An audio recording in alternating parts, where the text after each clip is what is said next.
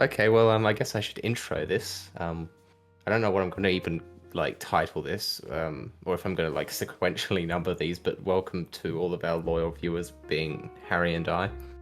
Um, Hmm. Thank you for joining us, our future selves. Welcome to the first of our free-form discussions on films that we've watched. I thought there would be no better way to start this off than with a series that Harry has been recommending me for quite a while now, the Star Wars prequels. Um, I don't think they need much of an introduction. I think I assume that most people would know what they are, or would know what a Star Wars is and what a prequels is. Um, and obviously, we're going to talk about them as we go on. And I was thinking of talking about them perhaps starting with film by film, and then maybe at the end we can do a sort of broader overall discussion. Yeah, okay. Um, and I thought that the best way to do this. Did you take any notes, by the way, when you were watching these, mentally or physically? Um, I didn't actually write anything down, but I do have like okay, I know excellent. I was going to mention and whatnot and discussing. Cool, cool. I thought the best way to do this was we can just jump straight in and talk about Star Wars Episode One: The Phantom Menace. And I Yeah, thought that before I say anything, I want you, as someone who's well, you've seen these films more than I have. You've seen them at least more than once. Um, yes. so I thought, why don't you give an introduction, give your overall broad thoughts, and then we can go from there. So start us off, Harry, with Star Wars Episode One: The Phantom Menace. All right, the Phantom Menace. Yeah, I suppose my broad overview is look. I'm going to be really honest. It's not an amazing film by any stretch of the imagination. Hmm.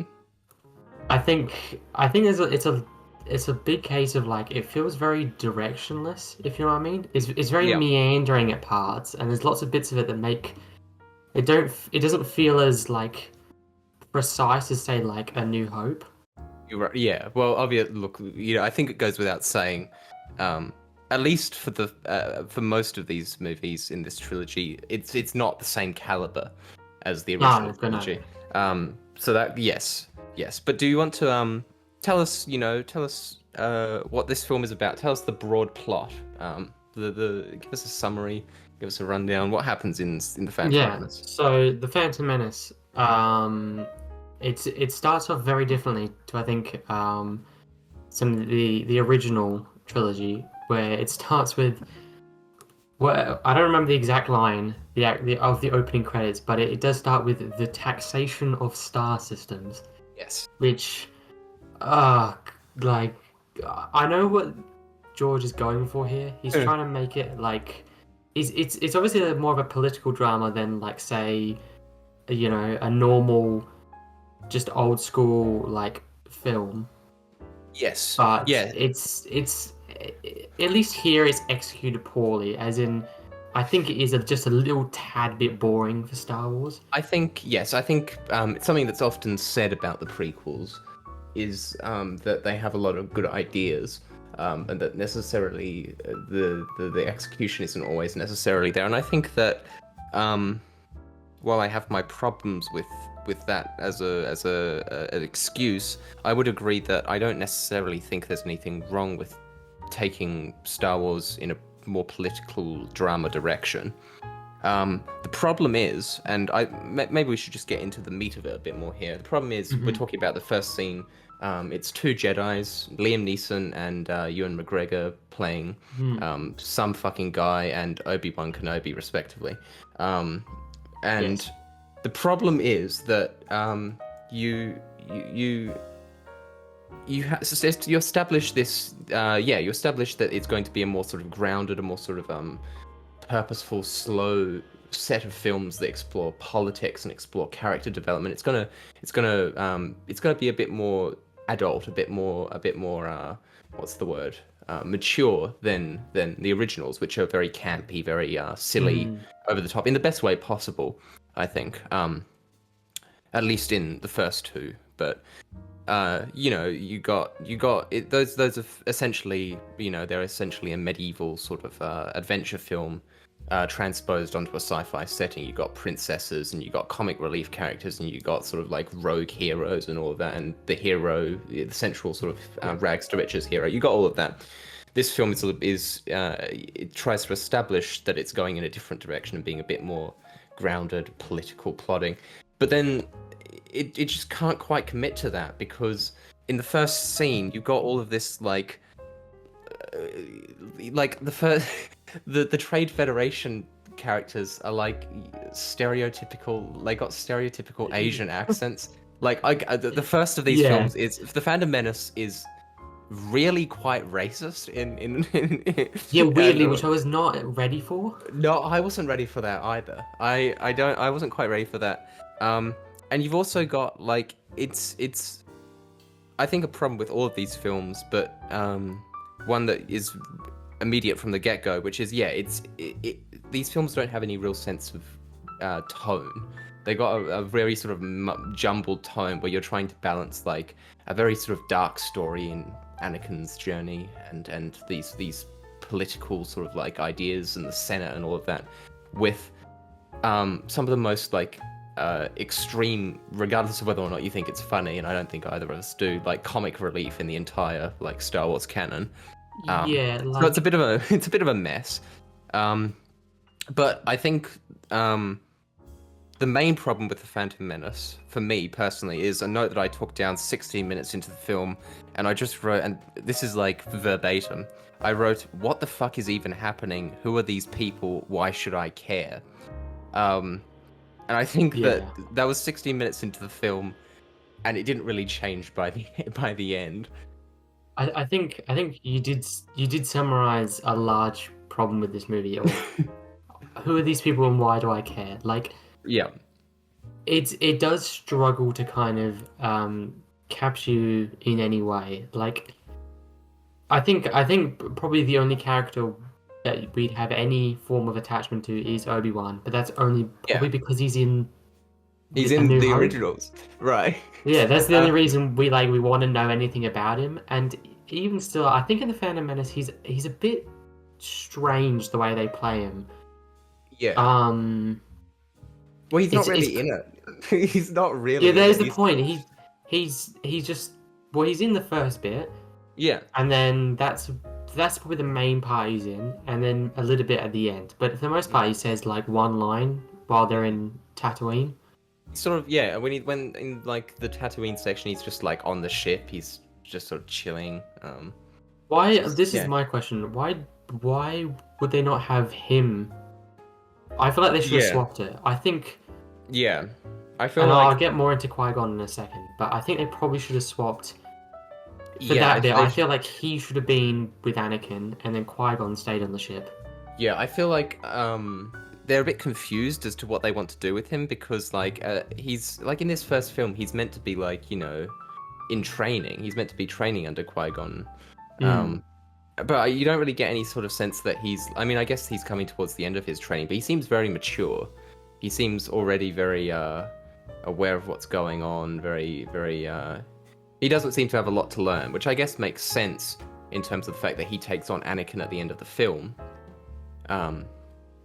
But problem is that Anakin isn't really the main character of the Phantom Menace. He comes in like sort of 40 minutes in, and so you don't really have a main character in this film. No, at all. not at all. It's structural mess, and so I think it would have been a really good opportunity to have that relationship with Qui-Gon and Obi-Wan serve as sort of like a mirror to what happens with not necessarily with Anakin's turn to the dark side, but with that sort of mentor relationship where you have a sort of more what's the word, not necessarily immature, but just like he still has something to learn. Obi-Wan still has something to learn from Qui-Gon, and so that would have later on Qui-Gon's death matter a bit more. But I think even Obi-Wan, who is probably one of my favorite characters in these films, he's not used properly, especially in this one. I think he does get a lot better later on in the next two films, but I would think agree. right at the start he's kind of poorly used. Yeah. I think just and like I have to address the elephant in the room with all of these films. The acting is like embarrassing. Like it's actually I think, unbelievable. I mean, for Um, some people it is really bad. I think for others it's more just really bad lines. I don't think any of them are delivered horribly. yeah, I think in the entire film trilogy, there are three good performances from like main cast members. I think Liam Neeson is fine as Qui-Gon. I think he's passable. I think he's all Like right. everything, I think he does Yeah, his job very well. I think I think Ewan McGregor is pretty good. I think he's given a Yeah, lot of bad no, lines, but I he's think he very, does. very good. I think he does a good job. And I think obviously that the actor who plays Palpatine, I think is like the standout in across the entire trilogy, and we can get into more Oh, into him later. I very, think very easily. other than those, I think like I was gonna start going into these films. I guess this is a good thing for me to talk about because I've never seen these films, not one of them. But I went into them with low expectations, knowing like the memes about like I don't like sand and all of that, and I expected those to sort of be outliers. I didn't expect that to be like the way that these films are actually written and acted. I sort of expected those to be little like chinks in otherwise a serviceable script. But I noticed almost immediately coming into the first scene even, that if I started noting down every poor line delivery, I would have to pause every minute. I think it's like, I don't know, and I don't think it's a problem with the actors because you've got some very talented actors in these films. I think it's Oh, yeah. something to do with how George Lucas directs actors. That like I don't know if he understands how humans interact, but my assumption based on these would be that he doesn't, because it's like they're like robots. like yeah, I don't. Anyway, yeah, I literally wrote down Liam Neeson does the best with the dialogue he's given. The dialogue too is like not great, but anyway, No, that's we're some sort of we're sort of awful uh, writers. we're sort of jumping around a bit here. So we've already talked about like the opening with the politics and the Trade Federation. Obviously, the Trade Federation is working closely with this evil, lord who we don't really know who. Sort of, we don't know who it is, but we do know who it is. Yeah. If you've seen the originals, you kind of already Right, know exactly. what's I mean, happening. yeah, exactly. And then they attempt to kill the Jedi, and the Jedi flee and escape. On the planet that they flee to, we meet Jar Jar Binks. Unfortunately, God, what do you think? What do you think of Jar Jar Binks? I was like when I was sitting down to watch this, in my mind I was like, oh, yeah, it's bad, but it's not. Like as in Yeah. I had that false hope of it. Yeah, Yeah. it's a bit silly and a little bit childish, but not that bad. Right. But he's like, why is he a character? Yeah, I He don't. essentially, I mean, put aside the annoying dialogue and the fact that basically everyone hates him, so Yeah, like he doesn't work into like it's he doesn't so have a he doesn't really rapport even with make anyone. us. He Yeah, no, he like doesn't. Yeah. there's only about I think there's only one scene where he's in any use. It's just the Yeah. bit where he takes him to the Gungans, Mm. and then Liam Neeson talks to the The big first boss. scene that he's in, Yeah, basically. the first scene basically, and then from there he probably could have been written out of the movie Yeah. because there's nothing I can't really think of any other parts of the movie where I'm like, oh yeah, he needed to be in this bit. Like as in, No. oh yeah, he was required here. If we didn't have him, it would be bad. No, there's kind of no reason. Nobody in the film likes him, Yeah. and he's annoying. So it's an odd choice. The only reason I could think of is that they wanted some sort of comic relief for kids, Yeah. but like I don't think that was even required. Like Yeah. No, it's also especially odd considering that they bring back C-3PO and R2-D2, who sort of served as comic relief in the original, especially C-3PO. Like it seems superfluous, and also he's not funny. He's just not funny, like at all.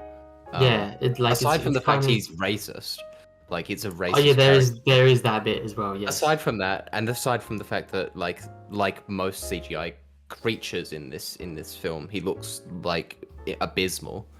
Yeah, there's And especially in the Phantom Menace, it's especially bad. yeah, The well, it's the oldest CGI one. at parts are. I did write down, and like I think oddly enough though, in some ways the first one looks the best because they actually film on real sets for some of it. Um, and the sets looked decent in this one. I think it's just that CGI creatures, um, any sort of CGI actually looks pretty bad in these films. In this film, especially. Um, but obviously, the meat of this film and indeed of the prequels is when they get to Tatooine and they encounter young Anakin Skywalker. And when I say they, I mean the two Jedis, and also Jar Jar and Padme. Padme, Yeah. Queen Amidala, who they meet on her planet of Naboo, which is the planet obviously that's involved in this trade dispute. So they wind up taking her as sort of like to protect her to Tatooine, and they meet a little boy. You may have heard of him. A little boy named Anakin Skywalker, who is very good at pod racing and really, really bad at acting. Yeah, it's really not good. Yeah, no, it's I think the first actual line I wrote down in my notes was when he says to Padme, "Are you an angel?" Which, to be fair, Dropping sick game. dropping sick game, and it is Natalie Portman. But he's sort of like, yeah, he's sort of just, it's not just the acting, it's the dialogue he's given is so bad. He says like, "Are you an angel?" and then he launches into this like exposition about like the people on his like planet and how they Yeah, he does and, do like, a lot of exposition, yeah. Yeah, and there is obviously such a thing as good exposition. In fact, most stories need exposition, but it's not very good in these films. No, not at all. But yeah, so I guess yeah, the first sort of like major thing that Anakin does is the pod race. He pod races so that he can win parts so that they can take Queen Amidala somewhere. I don't fucking know. And they want to win it off Anakin and his family's racist stereotype captor, Watto. Yeah, well, ooh. Yeah, no, I mean, we don't even want to get into that. Like, if we started mentioning all of like the instances of racist stereotypes in Phantom Menace, it's yeah. Anyway, regardless, the pod race is sort of like noted down sometimes as like one of the highlights of this film. I think it was pretty good. Like, I think I do think it was one of the better scenes in the movie. I think it is probably the best scene in the movie, I would say.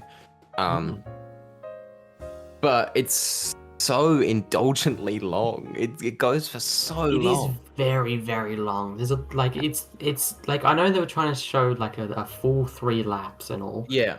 But I feel like that was not necessary. You probably could have done like maybe 2 max. And it's also like structurally like a mess, just because like first of all, and you can disagree with me here, but in my opinion, I wrote down the pod racing begins an hour in, and before then, I don't think there's a single interesting like scene or like I don't think anything. I would agree.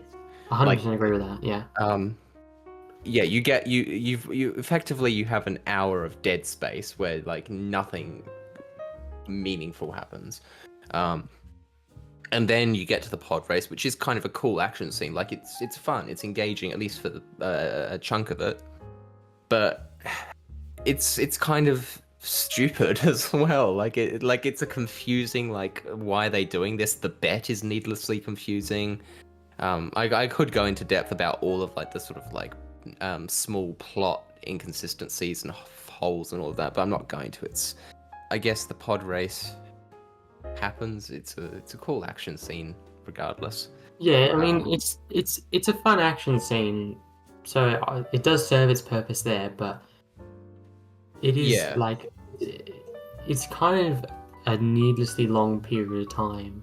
It is a weird way they've chosen to do it, because there's this big chunk of time where they're just kind of like meandering around. I mean, I know a lot of this is kind of them just bringing together basically Yeah, the cast of what will make like the main bulk, which will be Anakin, Obi-Wan, Padme, and then yeah, like C-3PO and R2-D2, and then I guess Jar Jar's there in the yeah. second one for a bit. Unfortunately, yeah, Unfortunately, he he's does bleed over into the second one, but that's kind of yeah, the main. Probably, I'd say that is the main cast.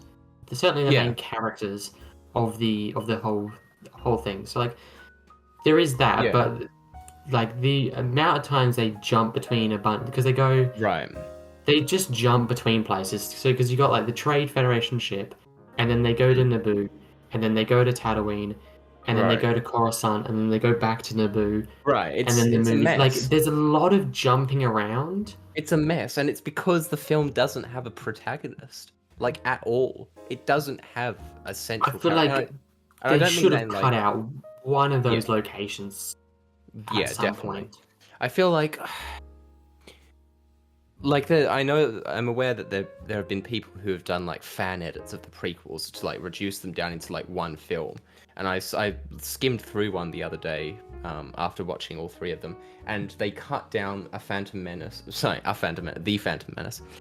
to like 15 minutes. It's the first 15 minutes of like the 2 hour film, and I think that is like I'm struggling to think of anything to even talk about with a Phantom Menace because like I don't I don't care about anything that happens in it, to be honest. There's I want large chunks of it where you're like, I don't care about yeah, any of these characters. Nothing. I can't. Like I said, only Obi-Wan is the only one I care about, yeah, and that's not because of him in this movie. It's mostly yeah, because exactly. I'm attached to the character, not this specific iteration of it. Right, exactly. So I was gonna say, like, do you have anything that you want to bring up with like sort of like the middle or early chunks of Phantom Menace? But it seems that you don't. So I guess we could talk about like the conclusion and then get into the next film. Yeah, so basically, after them jumping around for like 5 years, Yeah, basically, kind of the ending bit is essentially them like, well, not they don't defeat Trade Federation, so there's not really a conclusive no, win. It's more that they just stop them from taking over Naboo, yeah. and they basically save the Queen, right? So They save the Queen and they discover Anakin. They like bring him to, um, where do they bring him? Where are the Jedi's again? Help me out here. Coruscant, they bring him back to Coruscant. Yeah, of Coruscant, course. which is like the capital of the Republic, and then Yeah, they yeah, yeah. basically they do this test on him and work out he is like the Which chosen one, like it's which like, what do you it's its think of own like debacle. what's it called, like the The midichlorians? midichlorians, I think it is quite shit. I do think It's so I stupid. don't like the idea that they basically just They like ruin a lot of the magic of the original like yeah, the kind of film like in many ways, but that's the the first like major I sin, I mean, would say. it is like a weird transformation because originally, in the originals, the Force is kind of like it's seen as a bit of like a weird ancient dead religion, and like only like Yeah, a few people are practicing it. right. Well, so like Um, the Jedi are seen as like sort of a religion, not like like they don't have their own private militia and stuff. But I get what yeah, you're saying. but Yeah, because what they are, this is obviously the time of the Jedi where they're at yeah, like they're at their height. There's like right. apparently there's meant to be like thousands or more of Jedi like Mm, across the galaxy. So like yeah, I was gonna imagine that the Force was gonna get some slight tweaks. Like it was gonna be like framed in a new light, but it's the way it's done is quite poor. I mean, yeah, putting aside the whole thing of the Force is no longer like a magic or like something you got to train or like some sort of will or like a religious kind of thing. Instead, it's kind of more like well, it's slightly like Harry Potter magic in the sense of yeah, either you have it or you don't, and that's kind of right. it. Which I think is fine in something like Harry Potter, but I feel like it doesn't work in Star Wars because I feel again, like how it's yeah. framed in the originals, it makes it I seem a lot more grandiose. I just also think it's unnecessary. I think that I think it's lazy, to be completely honest. I think It's a that weird addition. I think to me, what the only reason I can see for it, because I don't think there's any like problem with saying that like some people have the Force and some people don't. But I think that the step beyond that to have some sort of like scientific or medical explanation feels to me like a shortcut so that you can have Qui-Gon going, oh, he has a really high level, rather than just showing Anakin doing something really impressive. You know what I mean?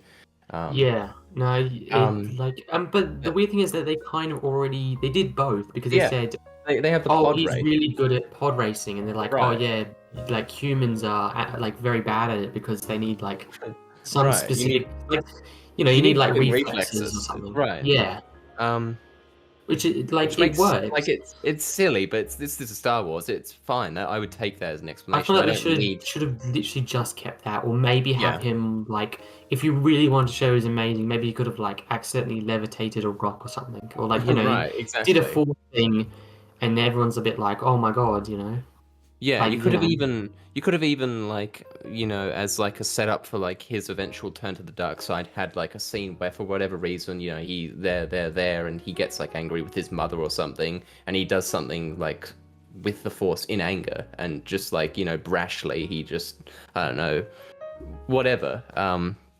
He throws something across the room. Like, yeah, he levitates a rock. I feel like that would have been just showing us, show don't tell. It's a simple rule.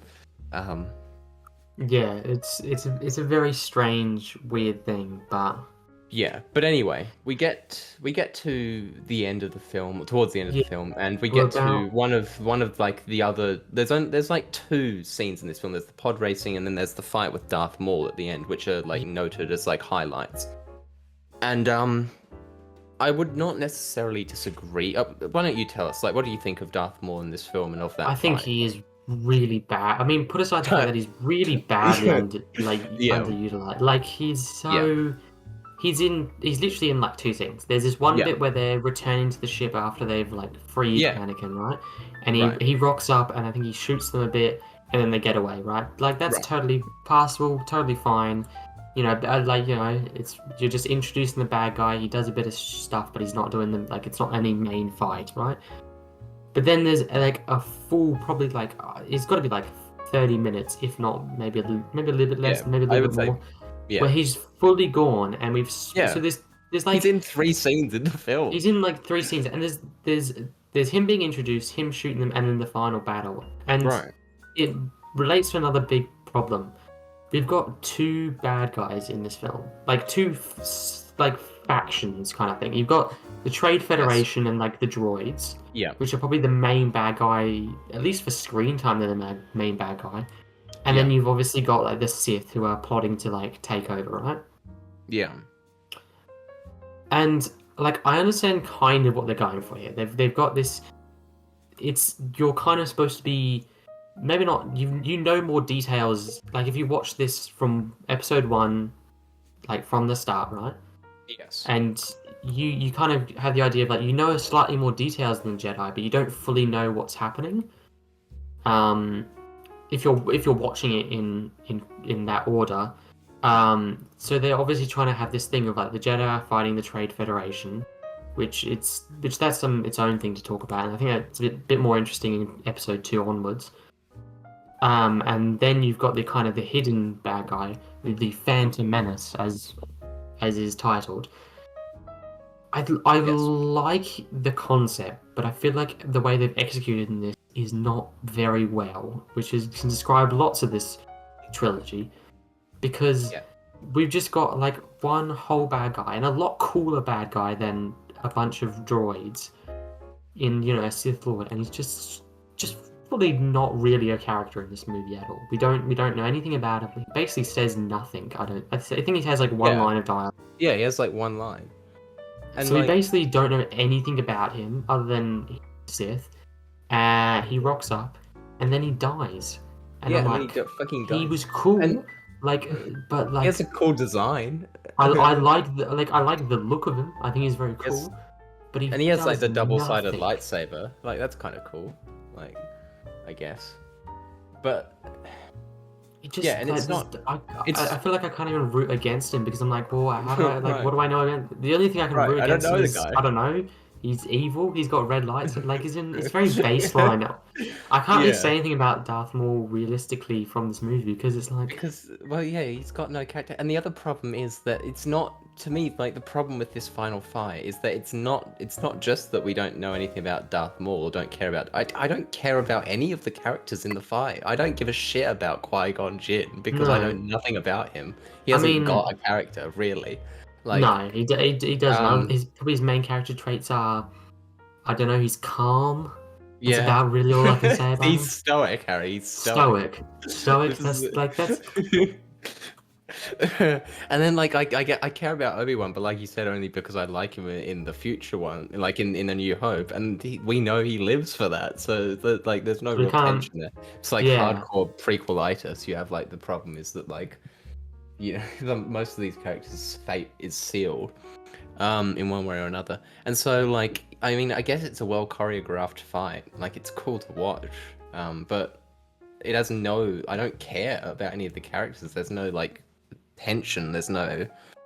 I just don't care about any of the characters, and I think that's like kind of like a summary of this whole film for me. I don't care about a single one of these characters, and that's not like I don't feel like that's a personal bias thing. I just think that we're not giving a single reason to care about we any of just them. we don't get a lot of. This is the big problem. That is the big thing that makes us connect to characters is motivation. We want to know what they're doing and why. Exactly. It's very clear. That's very clearly understood in A New Hope. Like all the main characters, Yes. we very clearly know Leia doesn't like the Empire. We clearly know Yes. that Luke wants to be more than just a farm boy. We know that Han Solo, Absolutely. he's a bit of a splinter, but he's got a heart of gold. Like we all know Right. what the main three of that movie, of the whole original trilogy. We know exactly what they are Right. and what they want to do. I don't really know what Qui-Gon wants, other than maybe I don't know, to be a good person. Like it's very surface level. Yeah, no, this is like I don't know if this is intentional, but in the Red Letter Media reviews, like one of the first things they do is they like ask people to like explain who Luke is or who Han Solo is, and in like a word without describing like what he looks like basically, or what his job is, and people can like do that or with Leia or whoever.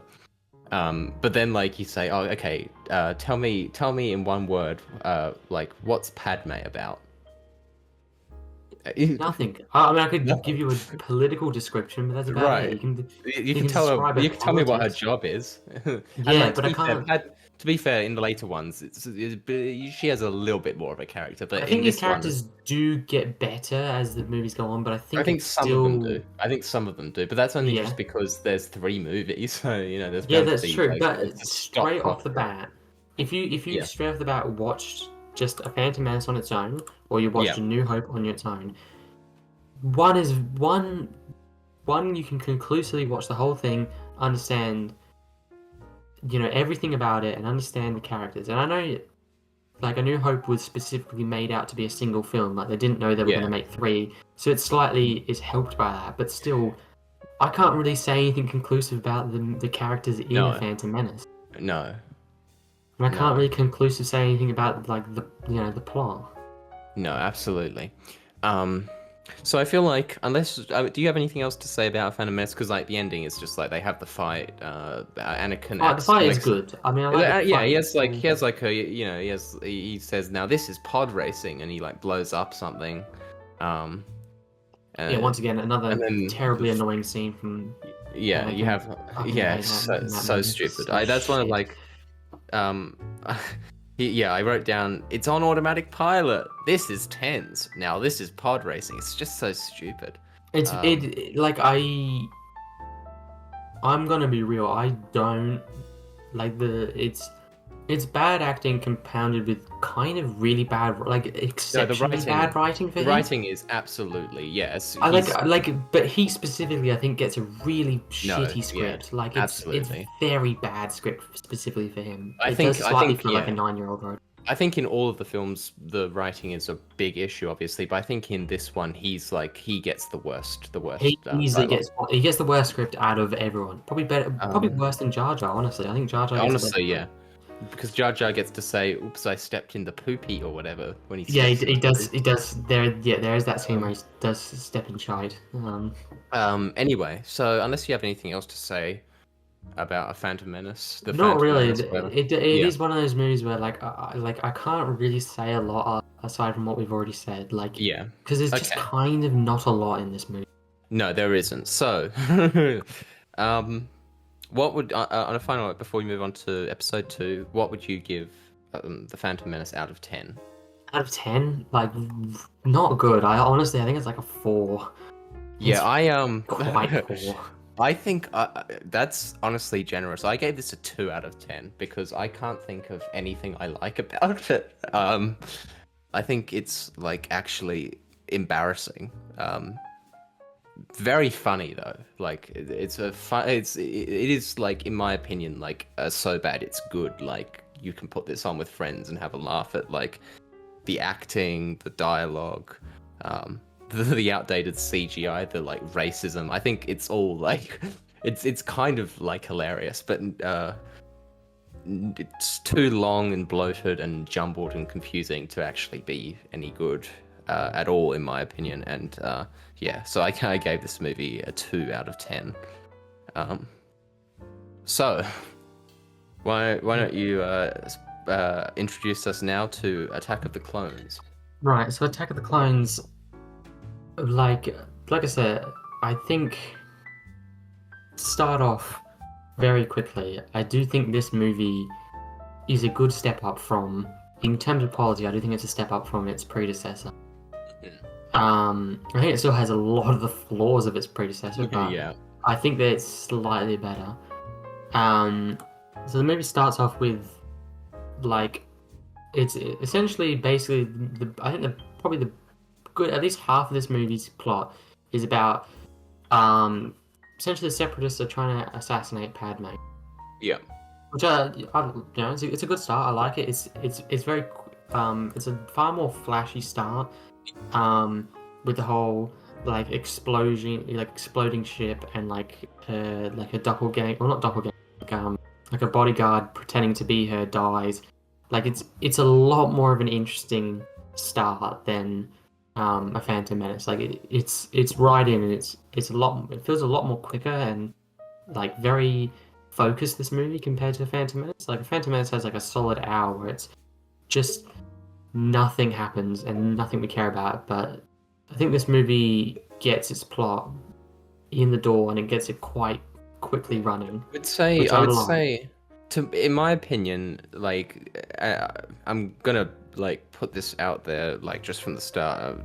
I still think this movie is pretty bad, but I think that the one like crucial way in which it improves over the a Phantom Menace. I keep calling it a Phantom Menace, the Phantom Menace, is that a it sort of has a protagonist, and B, it sort of has a plot.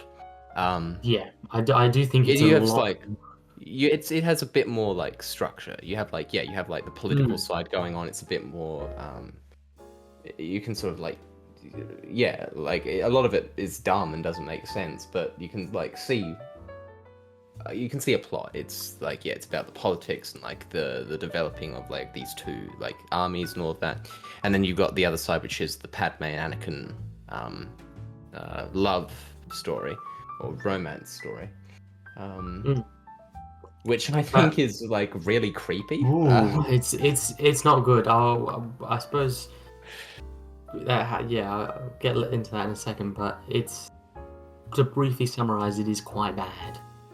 I guess yeah. So the you have the side of like yeah, they're trying to assassinate Padme, and they're also trying to like there's like this secret covert plan going on to like with like the Senate developing a droid army. They're trying to like figure out what's going on there. Obi-Wan in particular is trying, and it obviously, of course, like we have a major time skip here of about like what 10 years, maybe Yes, more. it's about 10 years since Um, the since Phantom Phantom Menace. Menace. Um, So we it's now have like a sort of like moody, angsty teenage Anakin, yeah. um, played by Hayden Christensen. Um, I want to say right now, it's a lot better than the Phantom Menace, I think, in playing, but it's not great. yeah, well, I think it's better, but not great. I think it's like it couldn't actually physically get any worse than it was in the first one. That's Um, true, actually. but it has its whole own set of problems, and I think just Yeah. yeah, if I were to like attack the meat of like what my problems are with this film, it's that I still don't have any. I don't care about any of the characters, and I don't believe the motivations or the actions of any of the characters make any sense, particularly in the Padme and Anakin dynamic, where like I don't understand on any level how Padme is supposed to what Padme is supposed to see in him, because he is like creepy. He's like a psychopath. He's angsty and moody. He openly admits to like slaughtering. We can get like into the plot of this, obviously, but he openly admits to slaughtering like children. Um, I, I just like I don't know. Why don't you tell us a little bit? Because you said that you like this one. You think this one's a step up. So I'm interested to hear perhaps the ways you think it improves on the previous one, and then we can talk about that, I guess. Yeah. So what I really like, I do like the opening. The opening kind of the first chunk of the movie with the like the bounty hunter. First of all, it's the most convoluted. I do think the first bit is very convoluted because it's like 4 degrees of separation or some Yeah. shit. Like it's Yeah. like essentially Count Dooku, who is like he's like a former Jedi who's now a Sith. Mm. He hires Jango Fett, who is Boba Fett's father. Yeah. To go Bounty kill hunter. Always. Yeah. Bounty Hunter, yeah, to kill Padme, and then he gets another. So, like, I don't. Why didn't you just make? He gets like a this? shapeshifter. Yeah. He gets a shapeshifter then to kill Padme Yeah. with some like bugs. Basically, it doesn't work, and then obviously there's a chase scene with Anakin and Obi-Wan, and I really like the chase scene. I think it's Yeah. a I good. think. It works. I think any of the scenes with Obi-Wan and Anakin together, I really like. I think they've got a very good dynamic. Should have been more scenes with them together. Yeah. It works a lot. It's a it's a tried and true dynamic. Obviously, Obi-Wan's meant to be the more kind of he's the older one. He's the more rational, playing it by the books. Where Anakin's he's young, he's reckless, he does stupid things, but it Right. often kind of Hmm. his assertiveness kind of works out sometimes where he kind of is able to do crazy stuff, but it ends up getting them Yeah. I think. getting them the I. W. Yeah. I think. Personally, I would agree if I felt the same way about their dynamic, because I personally think that their dynamic is extremely messy, and I think that like firstly, I think there are two main problems with it. Firstly, there's a lot of like telling and not showing in terms of like them trying to develop some sort of like backstory and camaraderie between them, because we need to like Obi-Wan in A New Hope sort of wistfully looks back on Anakin and like he was a friend of mine, he was these are supposed to be the good times, essentially what we're in here. But they're like arguing in the first scene there where they're in, like it's sort of like they're they're like not really getting along. Anakin is openly disrespecting Obi-Wan, and also like in the elevator scene they're just sort of like talking about stuff that they did together, like oh, do you remember the time that you did this or that you did that? I think it's lazy and like doesn't really compel me to either of them or make me believe they have any sort of actual dynamic. And also, I think there are the other problem I have with the dynamic is that I think there are a lot of times when the sort of like dynamic or the roles that they should be playing in this dynamic of master and student get sort of mixed up. I think it would be in an ideal world, in an ideal film, you would get a lot of scenes where Anakin is doing something hasty and something that he shouldn't be doing, and you do get some of that, but like Obi-Wan does plenty of stupid like hasty bullshit as well. Like he jumps onto that fucking like robot that like puts the slugs into into Padme's room. He's kind of hot-headed himself and kind of like yeah, I think there are a lot of times when the two characters are sort of jumbled and are sort of like, um, I think it's, yeah, that's my opinion. Is that I don't really buy their dynamic personally. I don't. I find that Anakin is too, like he's already kind of like shifting to the dark side, and not even subtly in a way where you could see it as like sort of a purposeful decision. He's just like openly an arsehole. He's unlikable. He's not brash or like, sort of like yeah, um untrained in sort of like a way that would make sense for a young sort of character who's still learning. He's just sort of like reckless, he's angsty, he's yeah, he's he's kind of a psychopath, honestly.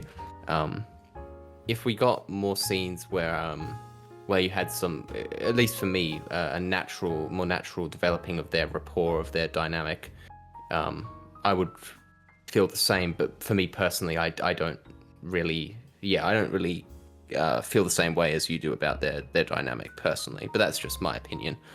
I can certainly see why, if their dynamic works for you, you would get a lot more out of this movie, just on that alone, because that alone would be a really important piece of character work, a really important piece of development. Yeah, there are obviously big problems with the way they play the characters, but I think on a whole, you almost have to take parts of this movie scene by scene, and for the whole trilogy, because you get one scene that's really really good, and you get one scene that's just a bit like, what the fuck is happening? Yeah. Like, what? I do think there's a lot of. I feel like it's weird because they try to do this in 3 films, but somehow it feels slightly rushed. Anakin's fall to the dark side, Yeah. like, it's just so muddled in places, and I think it's got its bits to it that are really good, and then there's some parts that it's just like, fucking what, why, like there are large parts of all 3 of these movies, well, mostly the last 2, where it's just kind of he is a dickhead for kind of not any reason, and they are kind of setting him up for failure, but they have to. That's the annoying. The kind of Right. the problem with the way they've done a prequel before the original. Sorry, after the original, they have to set up certain things. Yeah, it's So, prequelitis is in its but I purest form. think I do think there are bits where it is very forced and very heavy. I feel like it should have been slightly slower, and whatever. It doesn't like yeah, it is. There's a big problem of all 3 of them where parts of the overall plot, there's like, okay, so we know X things have to happen, right? Yes. We're already, so we should set these up, but it feels very like it like it ebbs and flows throughout these movies, Yeah. and like not in a good way. It's like it's at some points Yeah. things feels like things are moving too fast, and at some things it's like really slow. Yeah. So yeah. Yeah. I guess it's like, I don't really give a shit about Padme. Like, I don't care about their relationship and their character. So I like, and I think that we can get into this in a second, but I think it is like, and I already sort of talked about it a bit. It's so confusing and like bafflingly bad in some places that like you could cut it out and like you'd not be missing anything, apart from the fact that you need to explain how Anakin is Leia and Luke's father in some capacity. You need like him to mate with somebody, essentially. Aside from that necessity, there's no reason to have that. And I think that splitting Obi-Wan and Anakin up robs this film of any chance to naturally establish their dynamic in a way that would feel It's large amounts of this movie. that would more naturally, yeah, that would more fill what I'm looking for. I think that that should have been the focus of this film, is putting them together and slowly developing their dynamic. Because instead, what you get is at the start of the film, they just sort of like try and skip over all of that by having them reminisce in an elevator, and then it goes straight in to them like arguing, Anakin being like already an asshole, already being unlikable, angsty, already openly endorsing like fascism and talking about how he wants to like stop people from dying. Obviously, that's Padme, but still. So I think that by splitting those two characters up really hurts this film, in my opinion, and not because I, like you, think that there's much between them in the scenes that we get, but just because it prevents there from being any chance of that for me. But like they probably what they should have done is, like I said, I think they should have just had it as majority of it is the two of them together, and you'd have like a couple of scenes with Padme, and I feel like they probably large amounts of their relationship could kind of just be glossed over. I think they could have just been like like a few scenes of like them kind of being into each other, and then just kind of have it like sorted and wrapped up by like just like the like I'm just saying they could have cut it down to a couple scenes, and we kind of just get the gist of things, and we don't get as many fucking awful romance scenes. They're just so unbelievably bad.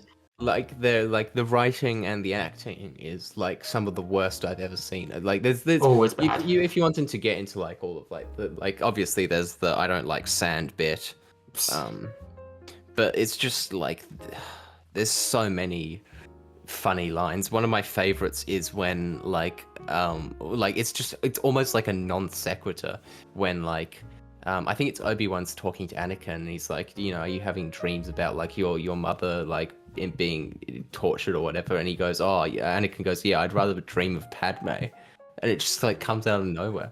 Like it's baffling. It's actually, and like I said this before, what exactly does she see in him? Because she's like kind and I'm doing some breaching here because I don't think she's particularly well characterized. But in the she doesn't have a character.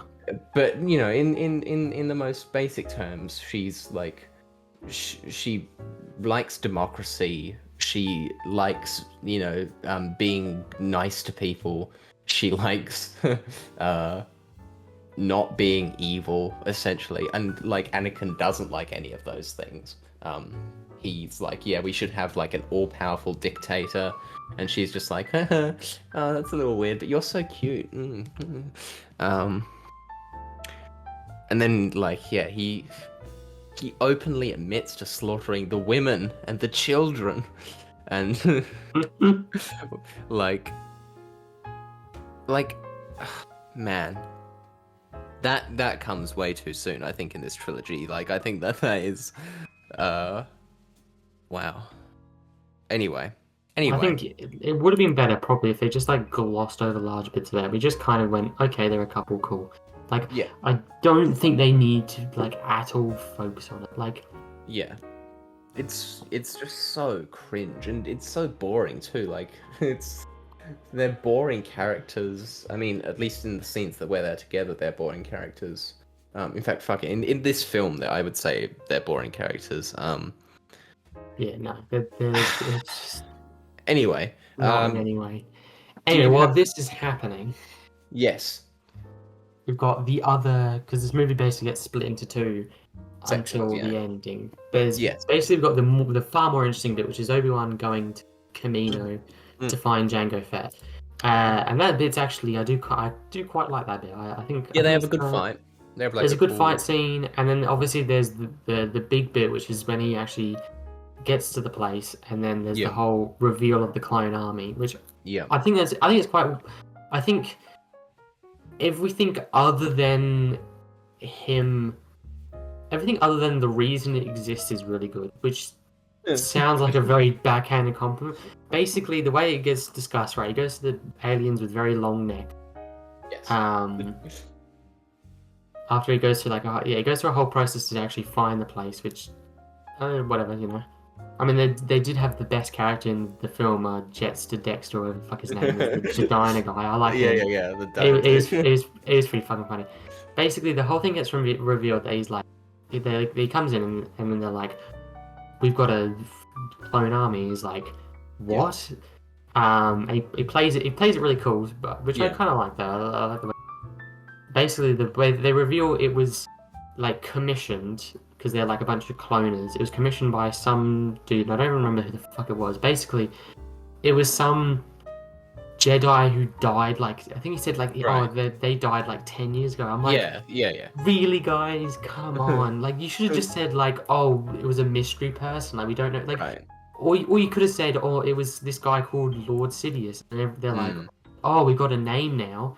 right. Or like, you know what I mean? Like it's very obvious that none of the Jedi's like it's very obvious that right from the start, basically, or we already know from basically the start of this film. Well, even start of Phantom Menace, we know very quickly that Palpatine, aka the Chancellor, he's pulling the strings on both sides, right? It is quite cool. I do like that Yes. of the Yes. movie. Like it's obvious that he's pulling the strings from both sides to create a war, and then he's gonna like something take over. Well, he basically has already taken over, but because he's a fucking chancellor with like no term limit.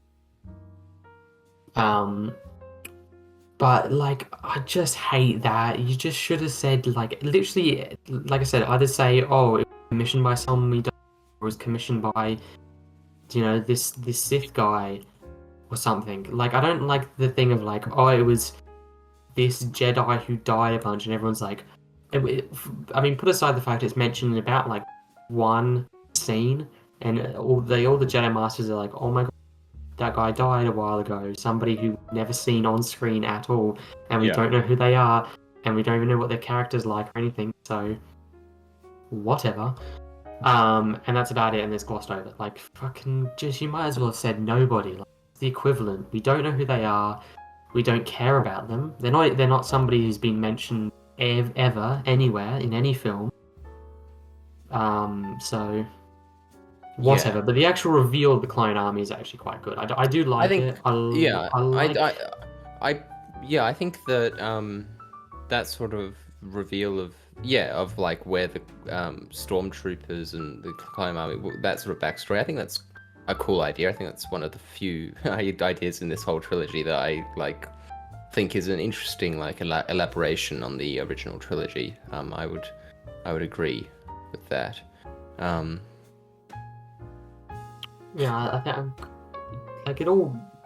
Like I said, the whole bit with Obi-Wan chasing Jango Fett, it all works very very well. I don't think any part of that is particularly poorly done. I mean, he's in about like a couple scenes, and the only reason he exists is because of Boba Fett. But I think Jango Fett's fine. Yeah, it's whatever.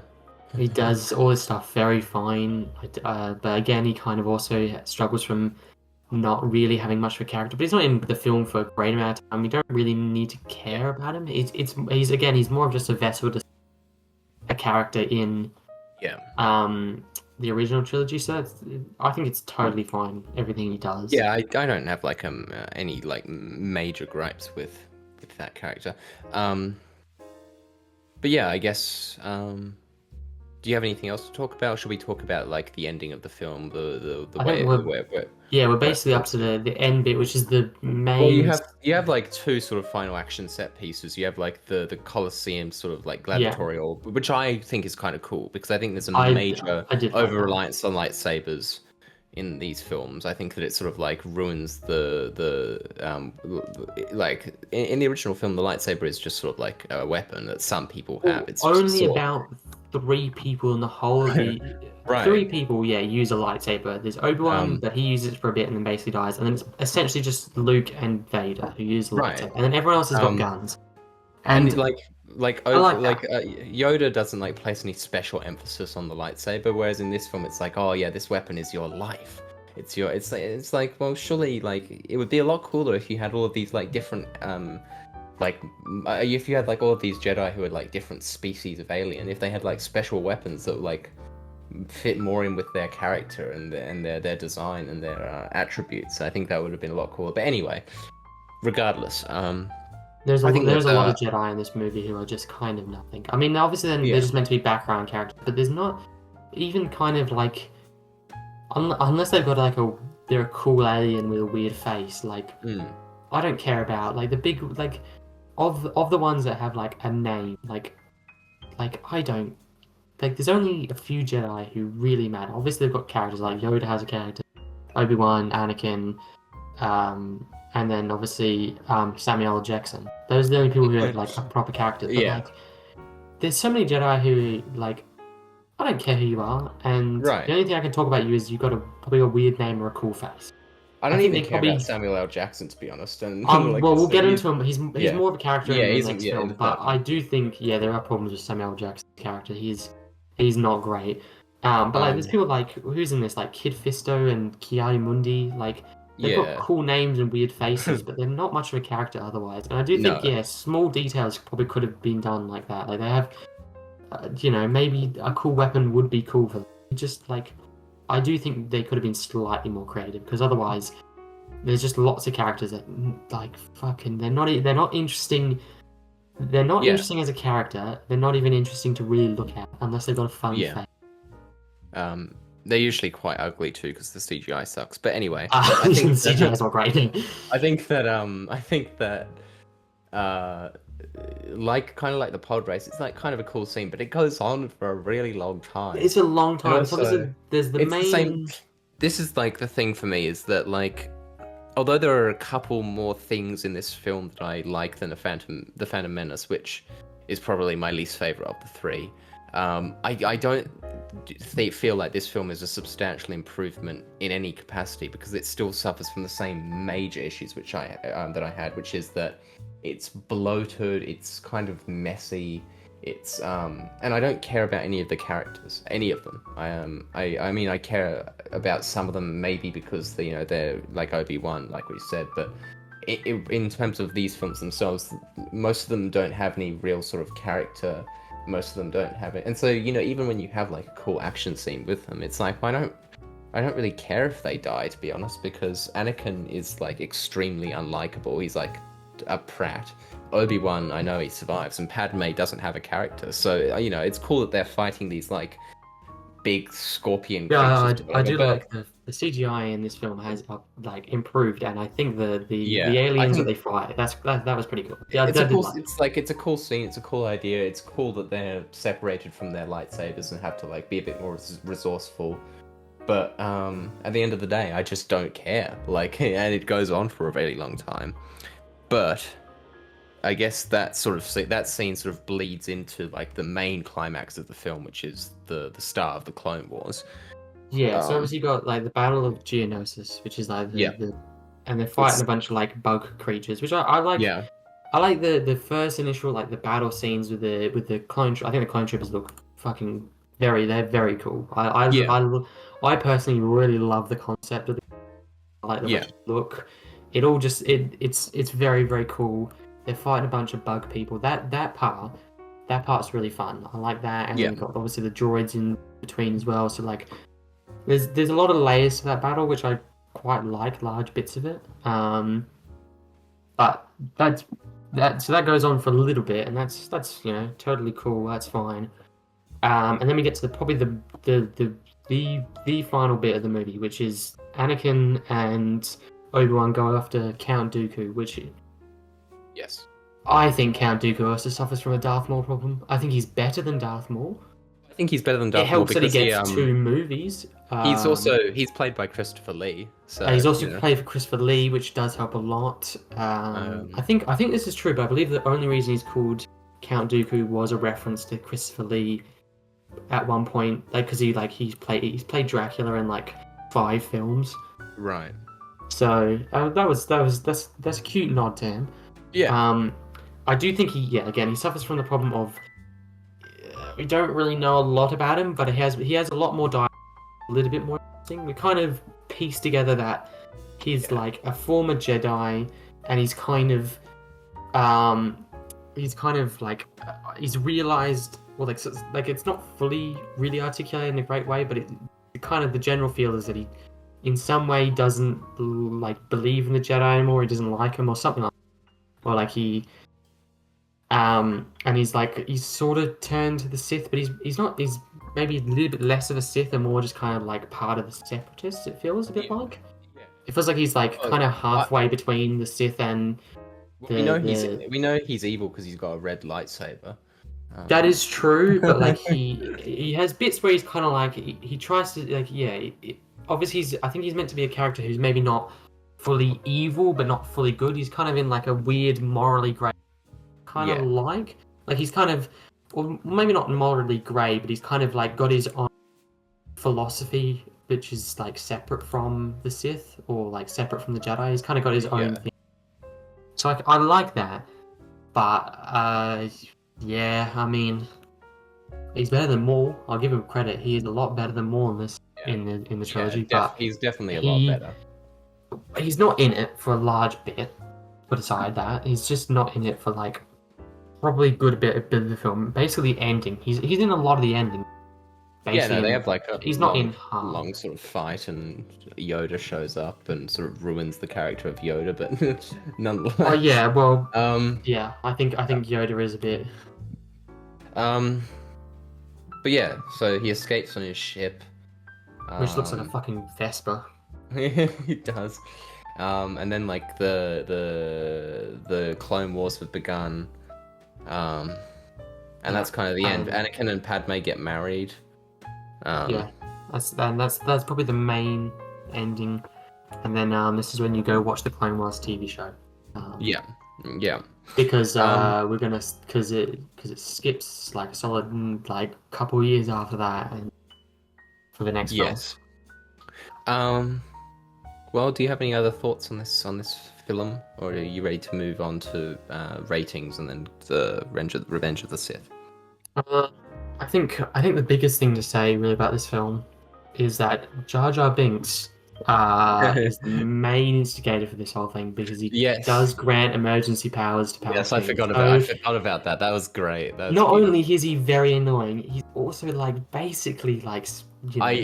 There is a small part of me, as much as I like fucking hate Jar Jar Binks, who finds it like kind of funny that George Lucas was clearly just like petty that no one liked Jar Jar Binks, and so they made him a really important character. Yeah, that's fucking amazing. But he still sucks. Like he says this line, "Misa busting with happiness." That's not allowed in public, Jar Jar. No, you can't say that. But yeah, is that everything? I think that's probably the main overview of it. It's slightly better, but it's not.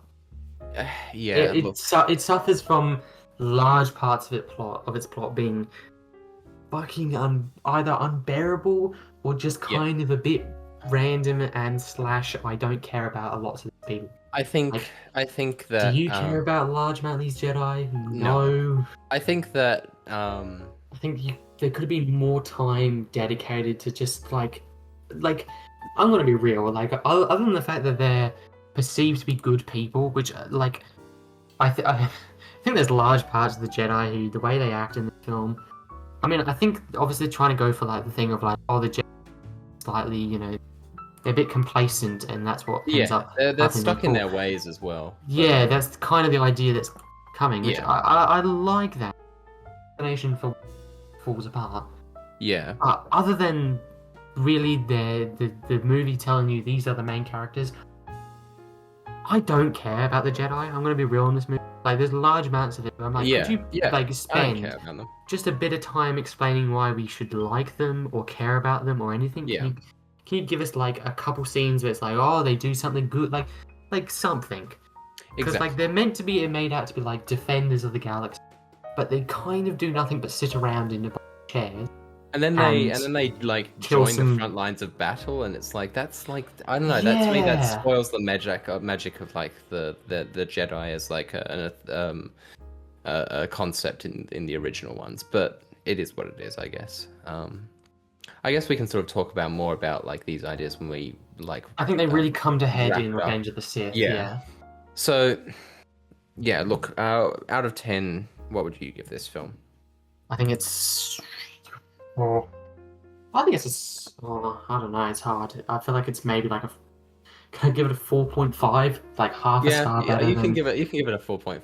I think yeah, Um, half a star better than The Phantom I'm Menace. I feel overall I feel similar about this film to the Phantom Menace, although I think that this film is slightly better. I still gave this one a 2 out of 10. I just there's nothing. I look back over it, and even the scenes that I liked, didn't really like because I didn't care about any of the characters. Um, so yeah, I think that uh, still not still a skip from me, So but Skippy, um, what are you thinking? Are you thinking the same score of like a 2? yeah, I give this a 2 out of 10, Okay, but okay, like more closer to a 2.5 than a 1.5, whereas the other okay. one, you know what I mean? Yeah, Anyway, no, I get you. I get you. so episode 3, Revenge of the Sith. Revenge of the Uh, Sith, which, like, well, you can say otherwise, but I think it is the best of the three. no, I would agree. Okay.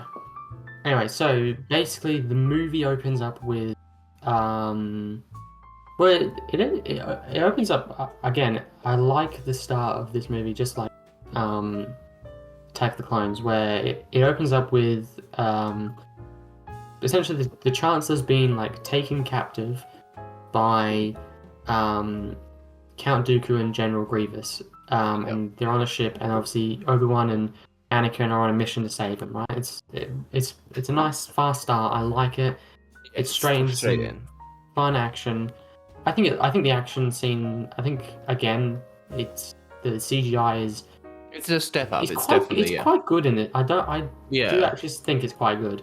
Um, so that the first scene where this first like battle scene where they're kind of like flying the ships and they're shooting a bunch of droids.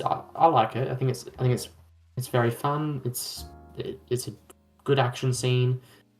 Um, I don't have any problems with it. Yeah. And then they obviously they land on the ship. They say the funny line where it says, you know, happy landing, ha ha ha. And then a small issue. There is like a solid like it's got to be like 5-10 minutes where they're just like it does feel like filled space because they're just like fucking around for a bit with some elevators and It's like R2's. slapstick. It's slightly slapstick because it's like R2's getting a call from Obi-Wan and yeah. there's two like droids Yeah. and he's trying to hide the call. Right. This Like it's is, very like what the fuck? if you don't mind, this is like and I sort of mentioned this earlier, but this is like one of my main problems with this film. In particular this film, I would say, because it is the darkest one of the trilogy. Mm, yes. It's the one where everything comes to a head. It's the one where Anakin turns to the dark side. It's got like, even in this first scene, it's got like him decapitating Count Dooku. Yeah. It's, you know, that's a dark scene, but it's not consistent throughout it. It's like, even in that scene, it's like, you know, you're cutting from that scene to like R2D2 funny shenanigans, and it's just like it feels tonally like messy. It feels like, what are you trying to exactly do here? Like, are you trying to be a gritty sort of like examination of Anakin's turn to the dark side, or are you still trying to capture that sort of like campy magic of the original trilogy? I don't necessarily think that you can't be a dark movie and have comedy. In fact, I think that a well balanced blending of drama and comedy is like one of my absolute favorite things in all of media. I think that is like, when you get that right, it's perfect. But they're not really balancing it here so much as they are throwing it into a blender, and sort of like blending it up. And I think that's a major problem with the whole trilogy, but particularly with this one being the darkest. It's just tonally off from the start. There is a lot of whiplash, and it feels. I think the biggest problem is it has these scenes kind of in the wrong parts. Yeah. Like comedy scenes are kind of meant to be like in a serious movie. Comedy scenes you have to do really specific. Like you got to be really careful with them, and I think sometimes they just don't put them in the right No. bits. Like especially this one, right? Like you just had this big action. Like you had this set piece action thing where they're flying through the thing, they're shooting ships, there's missiles. They come in and now they're immediately going to go fight like Dooku and get the Chancellor back, right? And then it's just abruptly cut by R2D2, you Yeah, know, he's like facking it back, having. and he's getting a fucking like he's essentially getting like a butt dial. Like it's fucking it's so it's random, and then it stops that bit, and then now we're fighting Dooku. Like it's like I feel like they should have like yeah. they should have had that bit maybe like a bit. I feel like they should have that bit a bit afterwards. Like it should have been like that. That's the action scene, Well, and I then honestly, maybe have a yeah, slapstick when they're coming back from that battle. yeah, or honestly, even the other way around. Oh yeah, you could have. Like I think start out with start out with some like some fun, campy, silly action, and then like shift to a sort of like darkness, sort of like to grip the viewer to like sort of create almost like a good sense of whiplash rather than a bad sense. We go, holy shit, like this is like. But that's if you there's the other problem I have with these films, with this film that's reflected in this scene, is that like. I like the dynamic between, in theory, I like the dynamic between the Palpatine and Anakin, and I like the way that Palpatine is using Anakin. He's manipulating him. I think that's a cool idea. But the problem is that like, um, I don't buy that nobody in this universe can see that Palpatine is like fucking evil when he's like telling Anakin Yeah, to decapitate. Like, I think it gets like you wouldn't you just go like, particularly bad towards the end. wouldn't he just immediately be like, wait, what? You're like a senator, dude. Like, how do you know about like all of this stuff? Why are you telling me to decapitate somebody when I'm a Jedi? It's it's I don't buy that the Jedi who are supposed to be wise and smart wouldn't see something so plainly obvious, and I think that robs a lot of like the weight and the impact and the yeah, a lot of, especially with Palpatine as a character, I think that is like it's damaged by the fact that I don't see how nobody can see what's going on. Um, Yeah, yeah, I think it especially gets bad towards the end. But yeah, no, it's not great at the start, but it gets particularly terrible at the end, which I'll mention when we're talking about the ending yeah, bit of the film. But um, one egregious bit about how that works is so basically there's a fight scene between Anakin, Obi-Wan, and Dooku, right? They're fighting, and then Obi-Wan is kind of like knocked out. Him and Anakin, and then Anakin obviously like he cuts off his hand and then takes his lightsaber. yeah. And there's this bit where he's got him in a position that he's gonna like chop his head off. And then like the chancellor's there and he's like, oh, Do it. Do yeah, he it. said do it. And he's like, but the problem is I think it's really poorly done. And it's like you just need to change just the order in which you do dialogue. Basically, Anakin's like he gives up a little bit of thing where he's like, oh, do it, and then he just says do it, and then he immediately does it. And then Right. afterwards, the chancellor's like, oh yeah, good job. He was too dangerous to stay alive. Like, why do you not order that differently? Why did you not Right. have him like Anakin go, oh no, I shouldn't do this, and then the chancellor Right. gives a justification, and Anakin's like, oh okay, that's a smart thing. And the problem is also Like that if like you just did that, it would yeah, just be slightly more believable. Because otherwise, it does just again make Anakin look like he's already set up to just be a mass exactly. murderer. Well, that's the other thing is that like You need the fool to be it's believable. there's a real inconsistency with Anakin's characterization where he was so unlikable and like he's already gone wildly like off the rails in episode 2. And then in episode 3, I don't buy that the same character who ruthlessly slaughtered an entire like race of people basically would feel some sort of like moral confliction over murdering like Count Dooku basically. I feel like there's some backtracking in his character.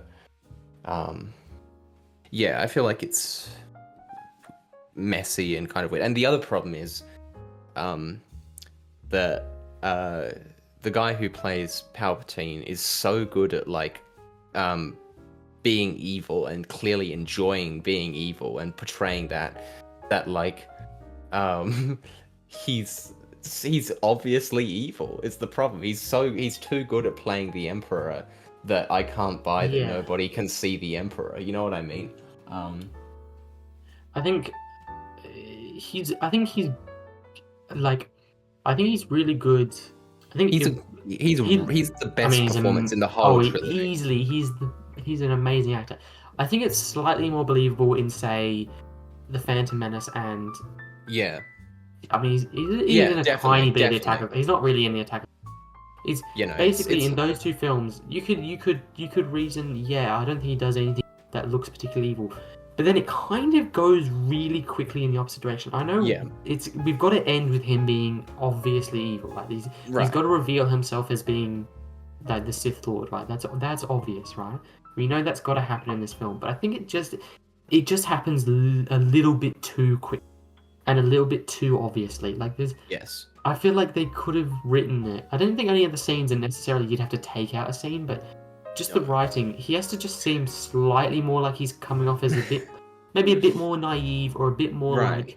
like he's got to seem like I I'm think just, yeah. I'm the naive politician, I was just doing what's good for the Republic. It's meant to be I like think that, that instead of him yeah. just very obviously telling Anakin to do evil stuff. I think that in the first two, yeah, I would agree. In the first two, like it's still a little bit messy for me in the first two because I think that it's still pretty obvious, especially to a group of people like the Jedi who are supposed to be wise, and it's like literally their job to like keep a lookout for this sort of thing, that they wouldn't see his scheming because he's still doing it in the open. He's still like scheming and whatever.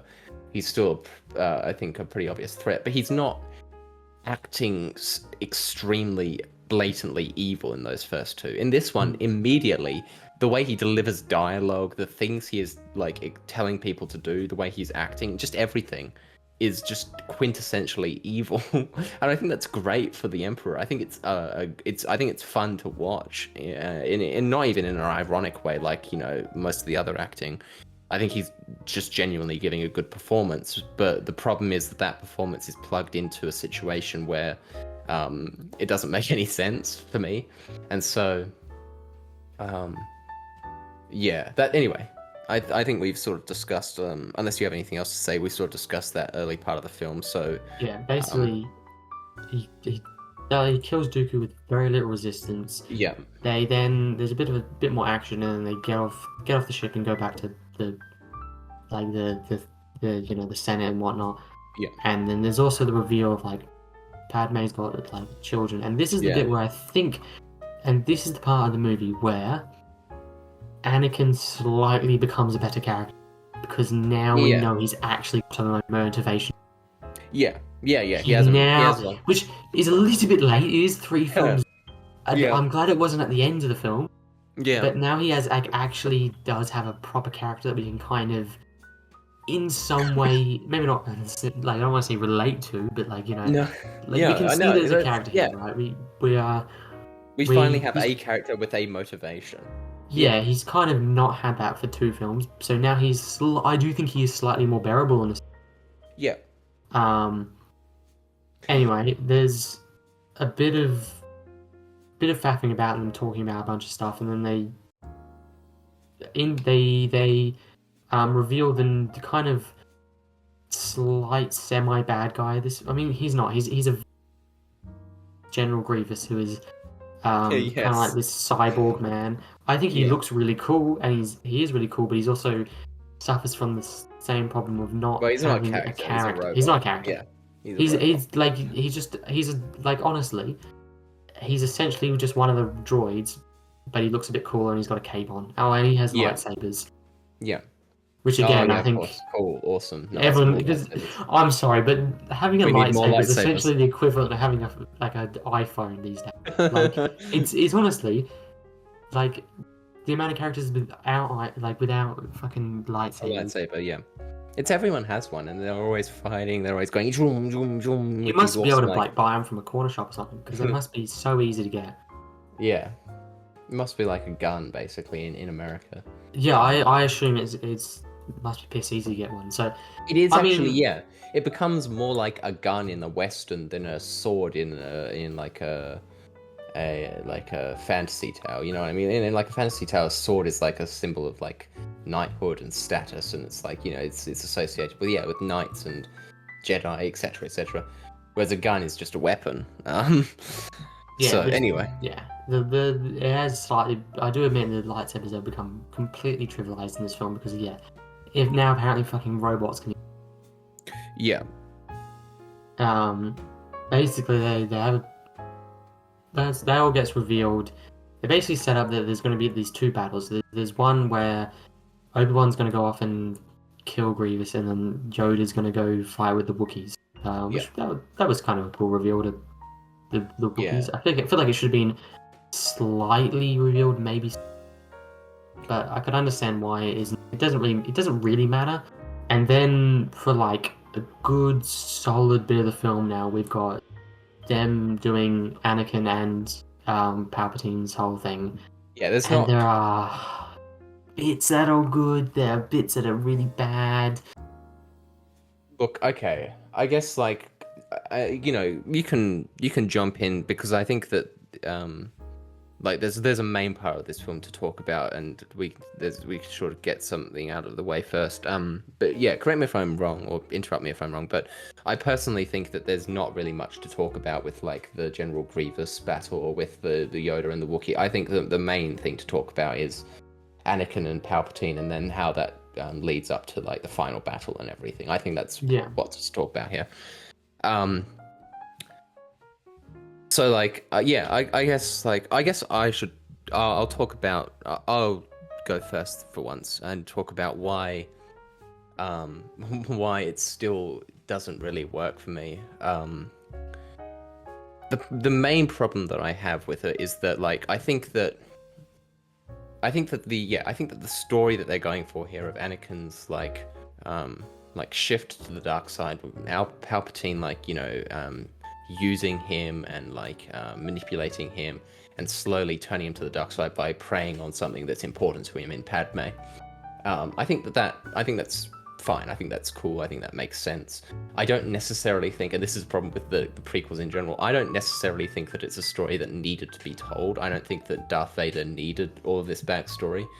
I don't know, but it's being told, you know, and there's something. I don't think there's. I don't think there's also. I don't think that there's such a thing as a story that shouldn't be told. I think that things can be done well, but regardless, while I think that that story is fine, what it builds up to with this like showdown between Obi-Wan and Anakin, which is like, you know, it's an iconic scene. It's a scene that lots of people love. It have a lot of nostalgia for, have a lot of memories for, and a lot of people hold up as like the shining light of the prequels, as like, you know, an example of, oh, they were actually good because they had this.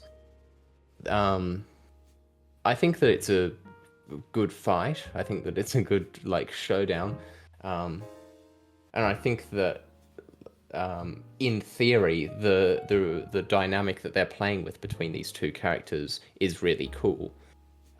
In a vacuum, like if you were to watch this scene on YouTube, right? If you were to watch the Obi-Wan and Anakin fight on YouTube without having seen the rest of the prequels, and then imagine what like their backstory must be, that would be, you'd be like, wow, this is really cool. Like, you know, obviously the dialogue and the acting is still silly and like stupid, but it's Star Wars, you know, you're gonna have to expect that to a certain extent. You know, there are cringy lines in there that, but whatever. It's, you know, it's at the end of the day, it's a fundamentally cool relationship that they're playing with here. But the problem is that nothing in these three films at any point has made me care about their relationship. I don't feel any attachment to these characters. I don't believe that Obi-Wan is genuine. Like, I don't see why he would be so, other than the fact that, you know, it's not good to have an evil, your apprentice turn evil.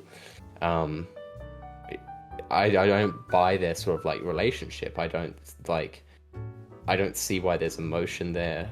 I don't like particularly care about their relationship. I haven't seen anything in any of these films that speaks to a genuine camaraderie that they ever had. Other than when they like explicitly start going on about like, oh, do you remember when you saved my ass back on blah blah blah?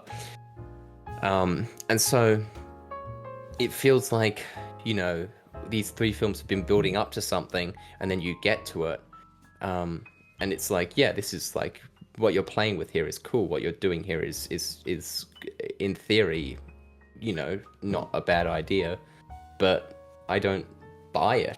But I assume that you have some more positive thoughts on this fight scene, on this dynamic, and so I would feel free to rebut me. Feel free to provide your Um, yeah. So the final battle on Mustafar. I think. I guess I'll slightly wind back then, I suppose, to Mm, kind of explain the whole thing. So essentially, there's like I said, there's this big bit of the film which is Anakin and Palpatine kind of like, well, it's more Palpatine like, you know, um like bringing Anakin over to the dark side. I think there are I think it's handled quite well in terms of actually giving him. I think it gives him decent enough motivation to become yeah, evil. I mean, it doesn't help that he's also it's been it's a acting fine like it enough for fucking. yeah, it's a fine enough plot device if you ignore the fact that Padme and Anakin have no chemistry, and the fact that Anakin's already been acting evil, and the fact that they have no reason to be in love with each other. But if you ignore that, If you it's ignore like those the actual glaring problems, yeah it works. It's totally fine, right? He wants to protect his wife and his child, right? yeah It works. Very cool. Yes, yes, me like. Um, I think that's all fine up until the final little bit of it, yeah and it just fucking falls off a cliff, right? So basically, it's the audience is being clued in. We're just kind of waiting for yes Palpatine's evil. We understand, and they're kind of like they're alluding to it slow, like over like, these scenes in the movie, right? Mm, And then obviously there's the bit where Anakin goes, "Oh wait, you're a bad guy. You're a baddie," um, and then right, so you think, so obviously he kind of goes, "Okay, I'm gonna go, you know, the Jedi with this," and he's like, "Okay, well, okay, whatever, sure," and then he goes off to them, he tells them, and then goes and tells Samuel L. Jackson, which I will quickly take aside to just quickly mention his character. He's so he's a really shit character. I think he's a it's really bad boring. character. He's boring as He's fuck. he's he's boring as sin, and there's weirdly over the three movies, right? Like the entire movie, he's been characterized like he doesn't trust Anakin. He doesn't like Anakin, despite Yeah then like he's not in any. There's no scenes of him. There's no reason for him. Like obviously, right like if you look at the whole thing, he's correct. yeah But there is no scene where right where you look like Anakin does something and he goes, "Oh, that's a bit dodgy." yeah So there's not any point is shown why Mace Windu doesn't like him direct. So he just randomly hates the guy. So it feels really random. It's annoying because it's like he's justified, but it doesn't make any sense for his character to be justified. So he weirdly just hates Anakin for no reason. Anyway, so he goes in with a bunch of other Jedi Masters, and he's like, "Oh, we're gonna kick your ass." hmm They basically immediately die. So rip yeah they all get those slaughtered yeah unnamed Jedi, basically, right? Then there's the final bit, right, where he's like about to, and Anakin being told not to go in, so whatever. yeah We can kind of understand maybe Anakin would not listen to that, right? He comes in, but here's the problem, right? He comes in. We already know what he's gonna choose. yeah We know as soon as he walks in that door, we know he's going to he's gonna kill Mace Windu. We basically already know that because he has to become Vader. So, like the will you want you is just not justified. Just either the big problems of either we know what's gonna happen, so there's no point in being invested, or we don't know who this character is / don't care about it, so there's no point in being invested. So large bits of the film suffer from that. He ends up killing Mace Windu for not really any reason given other than he did yeah it. His main reason is I am an idiot. yeah Okay, brilliant. All right. So anyway, we get the reveal that he's Darth. That bit's kind. I like how they've kind of they. I like the transformation from like the Chancellor to the Emperor. Like they did like an actual kind of Yeah, physical yeah. transformation. That's quite good, and his voice changes. That's all very cool. And then we get the scene that probably. I think this is probably the scene everyone talks about. Not I think not even just in this film, but maybe in Star Wars in general, which is the Order 66 scene, which I think it's a case of it's a scene, the scene we imagine what it is actually is. Yeah, Because if you've seen everything to do with Star Wars, it's an amazing scene. But if you've only seen the original trilogy and then it's kind of unjustified. Like it's a lot of deaths of people we don't know about or don't care about. yeah. I mean, if I went and looked up, I could probably find their names in the Star Wars wiki, but they're not named a lot of the people. Right, exactly. It's none of the Jedi we care about, i.e. Yoda. Both of them survive because we know they have to.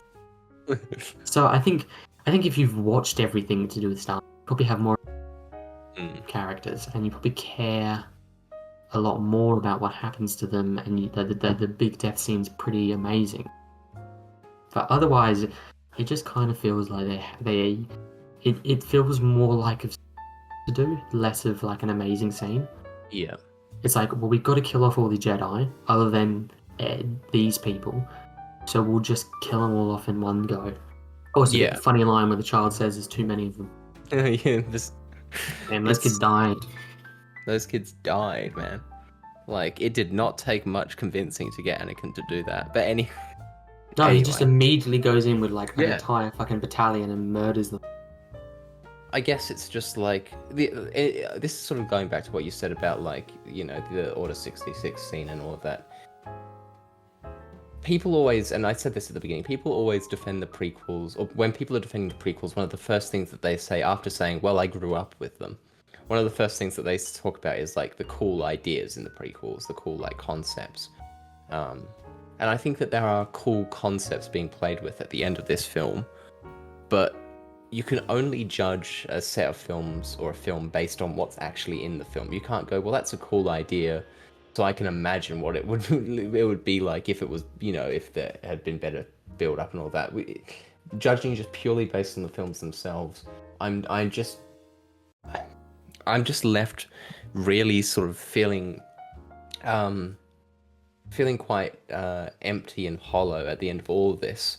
Even though you have like cool ideas that you've been exploring with, particularly towards the end of Revenge of the Sith, um, none of what's been shown to us as the audience in these films has made me care any more about these characters, has made me learn any more about these characters or about this world. I haven't really grown to appreciate or look at many things in a new light. And so the problem is that although you end with like this cool conflict and these cool ideas, um,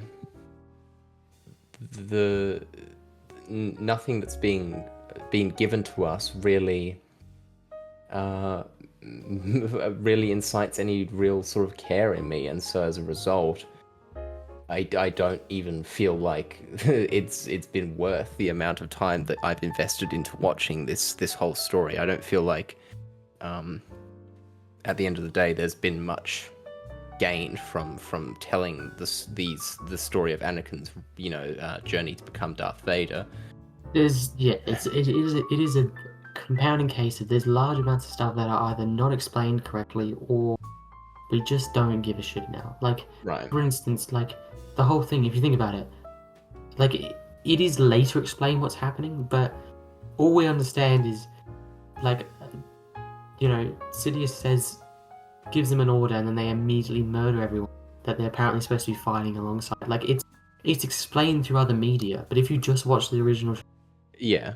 huh? Like as Yeah. in, it's a crazy scene, but you're also like, why did they do that? Why does this matter? Why are they just being given an just immediately murdered everyone along? Yeah. It's Like what? it's It makes no baffling. sense. It's just Um, so much of this film. It's like it suffers. but Like I'm sort of I feel like yeah. this shouldn't like it's almost like I mean, maybe there is a way you could have done it if you're a bit more of a smart writer, which I'm sorry, but George is not. Yeah. Um, Well, I but think like this feels like three films is this is a lot to do in 3 films is what I'm saying. It's like I feel like this it to much me more. it genuinely feels like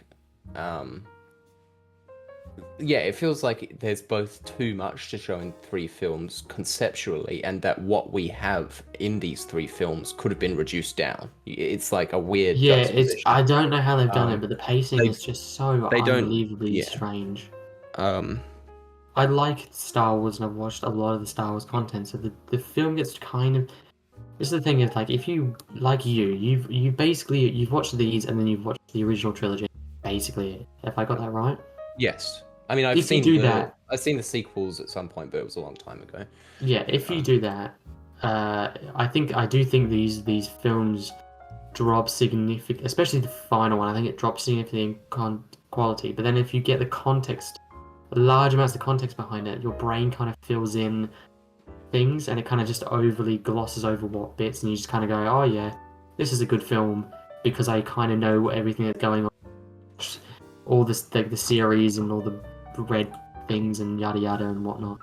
Like so I do admit large about parts of the film I like is just because I actually know what's happening and I actually kind of care about these villains, yeah. or at least I fucking like understand who they are and what they're doing.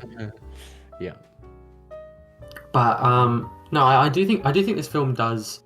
I think its ending is I do like the ending of this film. I like the last bit where it's the Order 66 and then you got the Obi-Wan and Anakin fighting, and then you've got obviously the final. I think all that is done, but it is just kind of like 5 action scenes on top of each other. So like Yeah.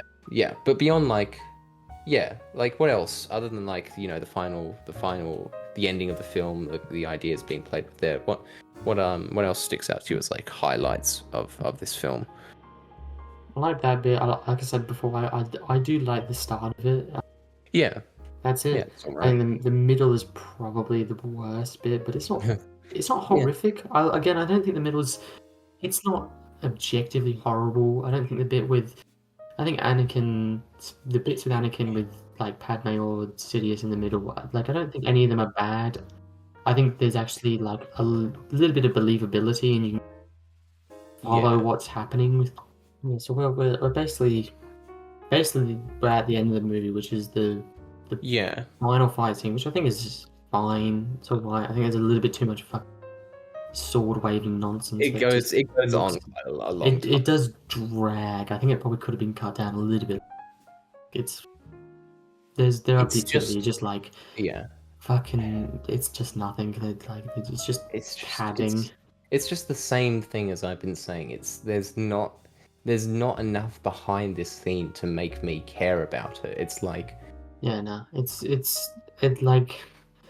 I mean, put aside the fucking. There's some shit dialogue in during that fight. Fucking from my point of view, yeah, no, that one that's was especially really bad. That was um that draw that is that because it's it doesn't almost make any it's sense. slightly jarring.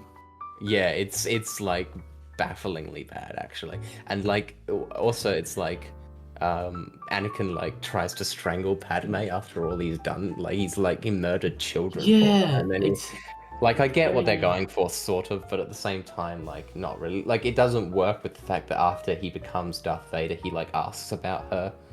Um like yeah he's either fully gone off the deep end or he hasn't, you know what I mean? yeah. Um It's kind of like and then we it's of it's a course bit strange. when he learns of her death, we get one of the most iconic film scenes of all time It's so with it's the such a shitty. no. I actually don't even know. I Why? I actually feel don't like even saying know how nothing would have they. been better. I don't even know how they got that noise.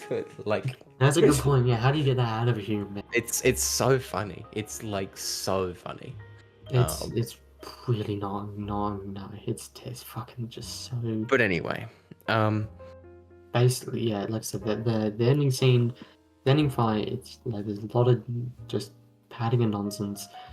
Also, while it's happening, there's another fight between Yoda yeah, and um Darth Sidious, but Oh that yeah, one's yeah. that's kind of just nothing. They're I just mean, sort of like throwing stuff at each other. it, Yeah. there's a lot of just like they just throw a bit of something, he gets I, electrocuted, and then Yoda kind of just to be fair though, I think it's it's probably like the only like major fight scene in any of these movies where like I feel like there's some symbolism going on. Because all of the other ones are like yeah, that is true. they're mainly like lightsaber battles and they're just perfectly choreographed and they're cool spectacles, but like there's not the emotion of the scene. It's not being reflected in the action or often because there isn't any. There's no point. It's just spectacle. We got to have a fight now. It's the third act. But in Yeah, this one, I do think that like it's pretty heavy-handed and obvious, but like the Emperor literally like picking pieces off the cenotaph and throwing it at Yoda and just destroying it. I think that's like it's kind of clever. It's kind of cute in a sort of silly Star Wars way, representing him destroying the democracy and whatever. But overall, it's not very exciting. It's fine. it's not really anything to mention. Nothing really happens from it. Neither of them are in any way hurt. Basically, moving on. Anakin is obviously he gets fucking chopped in half and melted. Yeah. So that was again epic, and then there's kind of like the final bit that fully setting everything up for the obviously Luke and Leia are born, Padme Yeah. dies, and then and basically everyone Yeah. fucks off to the middle of nowhere. Yeah. Obi-Wan and Luke go to Tatooine, and then Leia's in Naboo, and then obviously Darth Vader gets created, and I think that scene again. There's bits of it I like. The no is really shit. Yeah. I think obviously the actual like creation of it. What would have been It better, just and this is looks just cool. something I've just sort of come up with off the top of my head. But would have been cooler is if, as he's being operated on, he asks the Emperor what happened to Padme, and then he learns that she died, and then as he's like learning this and processing this, that's when the helmet comes onto Darth Vader, sort of like a closing of any That would have worked, wouldn't it? yeah. But that's kind of the ending of the movie, isn't it? It's everything. That's the whole movie setup, and I guess in theory set up for A New Hope. And I think it does that. I mean, Yeah, obviously that's part of its job, and it does that fine. I think it does everything it needs to do. So obviously there's no like plot holes in that sense. no. It's not like that would be hilarious. I mean, Yeah, if shit, they but it would like be hilarious if they were just like some random thing was not like in place or whatever. yeah. That was funny. But no, I think it has a lot more scenes that are better than the other two. But I think it also suffers from the same problem, this compounding Yeah. problem of I don't know who these people are, and I don't care about what happens. And also, there are large bits of it that are just weirdly. I think it's a problem for the whole series, and like that is such a glaring flaw that it does really fuck up the entire series. Like, I think this one has better motivations and has cooler scenes, and it has Yeah. more bits I like, and there are less bits that are objectively terrible in this one. Yeah. But does still suffer from that problem of like, I don't care, man. Like, Yeah. Anyway, so what I think, unless you have anything else to say about these movies, no, I think that's probably the main. We've got the okay, main and the antithesis of these issues. yeah. What do we how about before we move on to like wrapping up, why don't for this one we guess each other's ratings. I'm. So I'm gonna guess for you, based on what you've been saying, that you gave this or that you would give this either like a 6 or a 7 out of 10, depending on how generous you're feeling. Mhm. Yeah. I feel like I would slightly lower. I think I'm gonna go like 5.5, slightly lower than I think you anticipated. Yeah. Still kind of in the ballpark of where you're saying. Yeah. Like a decent amount better than the other two. No, Yeah. no, it's probably barely a pass. I think just a little bit above a pass. And for me, I think they're going to be higher. I think it may be like a 3.5. but still pretty low. That's almost exactly what I was thinking as a 3 point. I've rated it as a 3 on Letterboxd. Oh, there you go. But Slightly it's overestimated. probably closer to like a 3.5. Just Oh, okay. anyway. Unless you have anything else to talk about, maybe you can give us your recommendation now for the next Yeah, installment. no, I don't have any closing remarks more to say Cool. about the films other than yeah, the They're overall really statement is good. cool, cool in concept, but fucking awfully executed. I think Lucas, Yeah. I think you need to sort yourself out, mate. Yeah. I suppose this is why he's no longer in film. Yeah. Because of Yeah. that shit. Anyway, to our more interesting point, which is the next movie, or movies, I should say. Yep. I've decided. Like I said, I've got a big list. I've decided to give us a not a break per se, but well, no, yeah, kind of. Sorry, more of a something new. I'm shaking it up, so to speak, Yep.